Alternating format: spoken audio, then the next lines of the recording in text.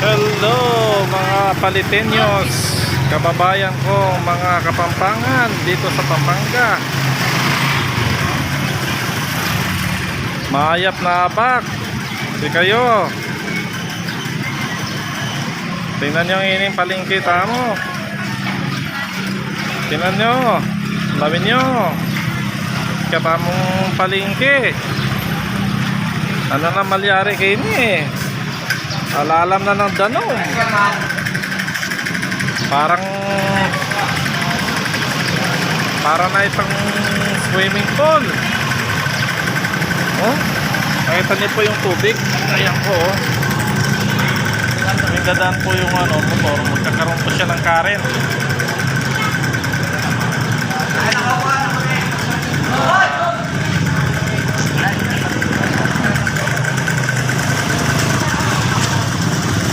Ayan po ang aming lugar sa Malit.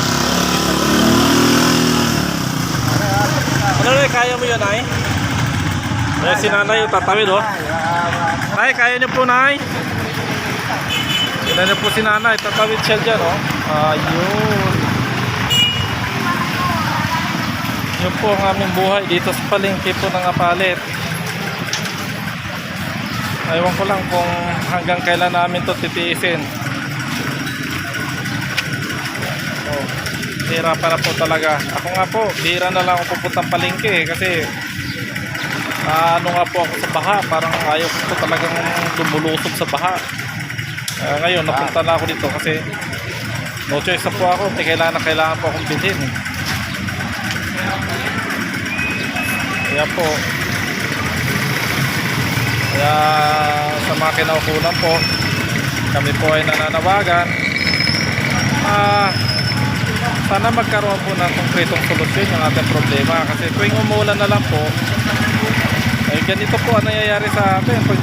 Pag nagkaroon na po ng sunod-sunod na pag-ulan, kahit isang araw na pag-ulan basta malakas, ayan po, nagbabaha na po ng ganyan. Ayan na po ang ating sitwasyon. Kailan po ba ito matatapos ang problema ito? Kailan po ba ito magkakaroon ng konkretong solusyon?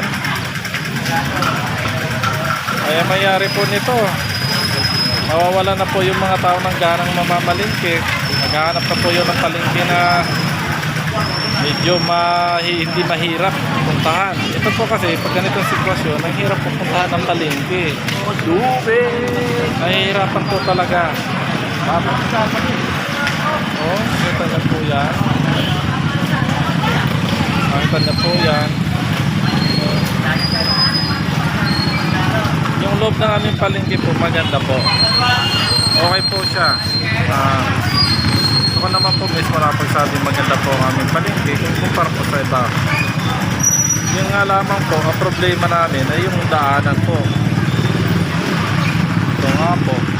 Kita niyo po yan.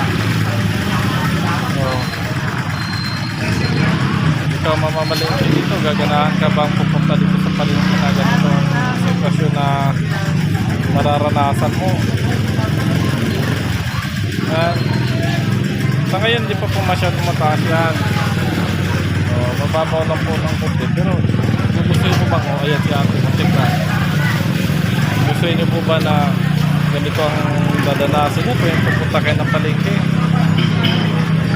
Diba, mahirap po. Kaya nga po, sana po magkaroon na po ito ng konkretong solusyon. Yung mga nasa kinaukulan, magkakaroon po sila ng talagang matalinong paraan para magawan po ng solusyon itong problema na ito. Kasi hindi po biro pag ganito po ang nararanasan natin palagi. Mahirap po. Ako na lamang po nahihirapan. Alam ko rin po yung pakiramdam na nahirapan. Yun nga po, tinan nyo yung mga kababayan natin. Lumulusog po sa bahayan. Alam naman po natin na yung leptospirosis prone po yan sa pagkakataon. Lalo na mayroon kang sugat sa paa, tapos susugod ka sa ganyan, maaari po talagang nangyayari. Pero prone po talaga yan magkakaroon ng leptospirosis. Eh, dalangin na lang natin sa Diyos na sana wala naman sanang magkakaganon. Mahirap po ang kalagayan namin dito. Po mga kababayan, yan po yung sitwasyon muli sa aming pinaka-pasukan po dito sa palengke namin sa bayan ng Kapalit. At ipapakita ko na naman po sa inyo ang loob namin. Ano po? So, tara, pasok tayo sa loob. Ayan. Yung una ko po nakita sa loob, yung nagda-drum po. So, ito po. So, pang-welcome po siya sa mga pumapasok. Ay, hindi pala. Malinda pala yan. So, ito po yung aming nakalooban po ng palengke.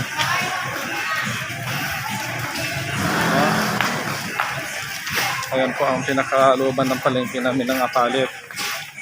So ito po mga damitan, mga accessories. No? Pagdating po dito ay parang mga groceries na po yan. Ayan po. Tapos meron Payat lang yung kumakasya dyan eh. yung payatan daw po yung kumakasya, sabi ni Kuya. Ayan po, siyempre loob ng palengke po yan. May mga nagde-deliver. Mahirap po. 200. Ayan, mga prutasan po namin. So, okay naman po yung loob. Nakita nyo po. Yun lamang po yung labas kung pinakita ko sa inyo kanina.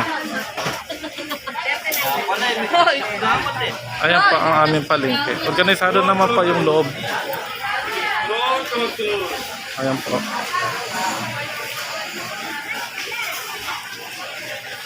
No? Ang diretso po niyan sa dulo.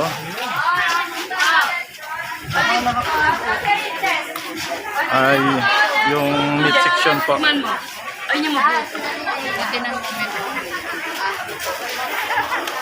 Hi guys. Hello, good morning. Longgan. So dito na po tayo sa aming mga gulayan. Ayan po ang aming mga gulay. Ano po? Ang dulo po yan. Yung kabila po yung mga isdaan po yan. Ayan po ang mga isdaan. Ayan po mga palangka. Ayan po. So pagdating dito po, ito po yung mga karnihan namin.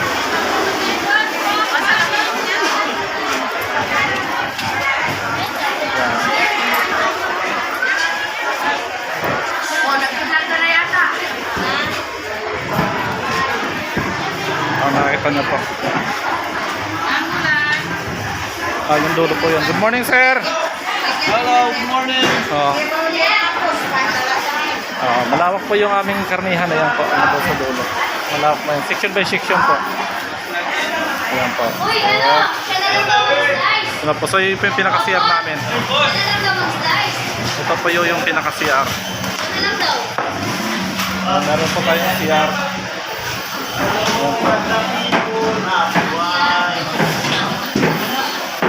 So yan po mga babayan, sa ngayon yun po napapakita ko. Ito ulit po muna itong video. Magandang umaga po. Huwag niyong kalimutan po, pasubscribe po yung ating channel, Real Jam TV. At mabuhay po tayong lahat. Bye bye po.